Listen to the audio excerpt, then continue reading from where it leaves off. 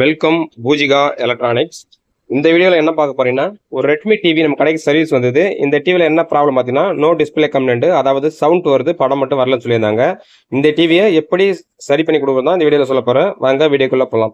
அதுக்கு முன்னாடி பார்த்தீங்கன்னா, ரெட்மி, ஜியோமி, அதாவது எம்ஐ, இதெல்லாம் வந்து ஒரு கம்பெனியோடையது தான். இப்போ வந்து ரெட்மி டிவியில் வந்து நம்ம ஸ்க்ரூ கட்டும் போது கைட்டிட்டு ரைட் சைடில் திருப்புவோம். அதாவது ரைட் சைடில் திருப்பினோடனே இந்த பேக்கேஜ் தனியாக வந்துடும். நம்ம வந்து டிவி அழகாக ஓப்பன் பண்ணி நம்ம என்ன ப்ராப்ளம் பார்த்துடலாம்.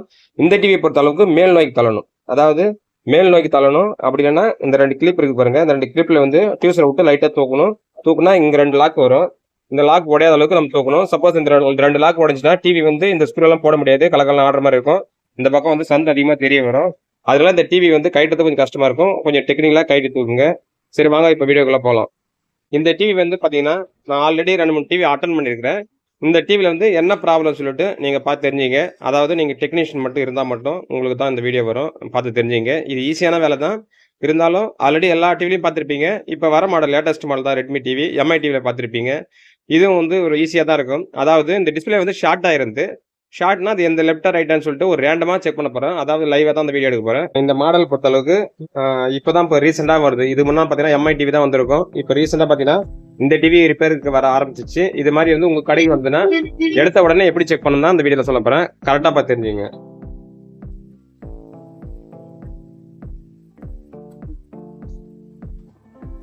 இப்போ பார்த்தீங்கன்னா இது வந்து 2 சைடு வந்து காப்பு வரும். அதாவது இந்த மாடலை பொறுத்த அளவுக்கு லெஃப்ட் சைடு மட்டும் தான் வந்து ஷார்ட் இருக்குது. அதனால இப்போ நான் வந்து பார்த்தீங்கன்னா ரைட் சைடை போட்டு விட்டுட்டு லெஃப்ட் சைடு ஓப்பன் பண்ணுறேன்.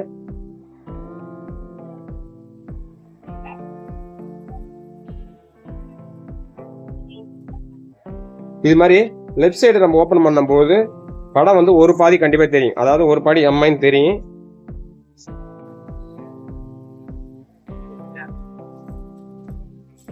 இப்போ கருப்புல டேப் எடுத்துருக்கிறேன்.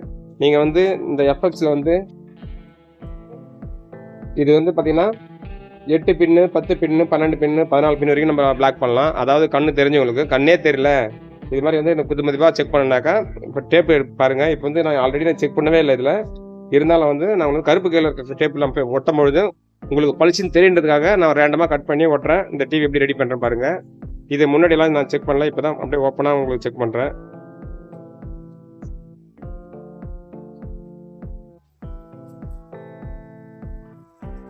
இப்போ சும்மா ஒரு பாதி கட் பண்ணுறேன்.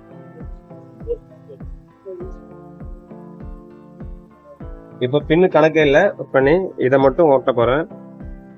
அதாவது இந்த ஒரு பக்கத்தில் மட்டும் ஒட்ட போகிறேன், ரைட் சைடு ஓரமாக.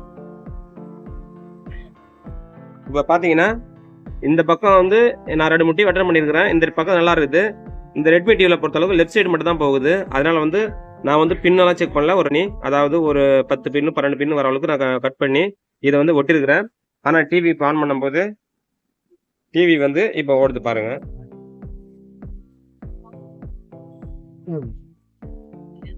ஆனால் பார்த்தீங்கன்னா லைன்ஸ் வர மாதிரி தெரியுது. அதாவது லைன்ஸாக வர மாதிரி தெரியுது. இப்போ நம்ம என்ன பண்ண போறோம்னா, ஒன்று பின்னை வந்து கூட்டணும், இல்லை குறைக்கணும். இந்த அளவுக்கு லைன்ஸ் தெரியக்கூடாது. கஸ்டமர் கண்டிப்பாக என்ன இந்த அளவுக்கு லைன்ஸ் எடுத்து கேட்பாங்க. இதை ஒன்று கூட்டணும், ஒன்று குறைக்கணும். செக் பண்ணி பார்ப்போம் மறுபடியும்.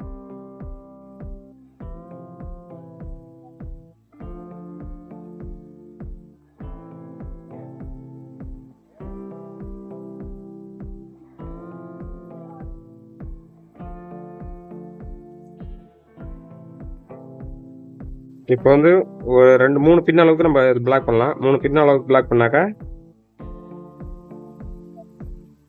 இது ஒர்க் ஆகுதா பார்க்கலாம்.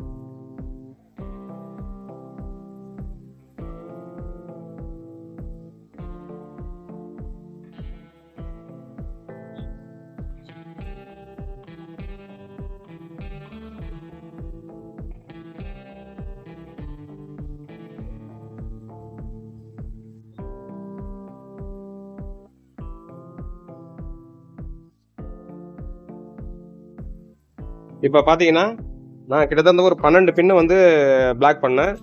12 பின்னு பிளாக் பண்ணதுக்கு படம் வந்துடுது. ஆனால் லைனாக வந்தது.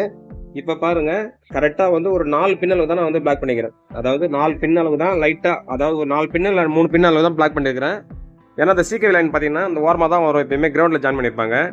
அதனால அந்த ஓரமாக இருக்கிற 2-3 லைன் பிளாக் பண்ணால் போதும். நான் வந்து ஒரு 4 லைன் பிளாக் பண்ணியிருக்கிறேன். இப்போ பாருங்கள், அந்த லைன்ஸே கிடையாது. அதாவது டிவி பார்த்தீங்கன்னா ஒரிஜினல் டிவி மாதிரியே இருக்கும், கலரும் வராது, லைனும் வராது, பக்காவாக இருக்குது. இப்போ இந்த டிவி ரெடி பண்ணி கொடுத்துட்டு வாரண்டியும் கொடுக்க போகிறேன், அதாவது சும்மா 1 மந்த் கொடுக்க போகிறேன். அவ்வளோதான் வீடியோ. இந்த வீடியோ சப்போஸ் உங்களுக்கு பிடிச்சிருந்தாக்கா லைக் பண்ணிங்க. புதுசாக பழகிற மெக்கானிக்னா நம்ம சேனலை சப்ஸ்கிரைப் பண்ணின்னு மெம்பர்ஷிப்பில் ஜாயின் பண்ணிங்க. அவ்வளோதான். நன்றி. பூஜிகா எலக்ட்ரானிக்ஸ்.